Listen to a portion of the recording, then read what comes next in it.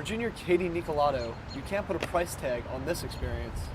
Nicolato is co-captain of the Maryland Women's Ultimate Frisbee Club team. Between transportation and player fees, the club spent around $4,000 this past year. I know people complain about their clubs not getting enough money, but there have been budget cuts and people have to understand that that's what happens. Nicolato's team is one of about 300 student groups that are currently funded by the Student Government Association, and they're all having to learn to live with smaller budgets.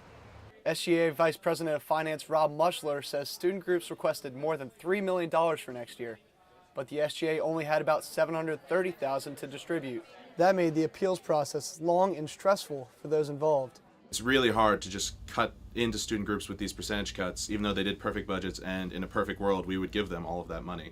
It seemed like a logical move. WMUC, the campus radio station, has had one of the largest budgets annually, receiving about $27,000 for the current school year. Despite being one of the top recipients in the past, WMUC is without some important equipment. This year they've had to do some of the sports broadcasts over the speakerphone here in the studio. WMUC Sports Business Director Jamie Forzato said she had to fight to keep the station afloat. WMUC is not just a student group. It's a launch pad for people's careers. Careers that can still take off thanks to the combined efforts of the SGA and WMUC.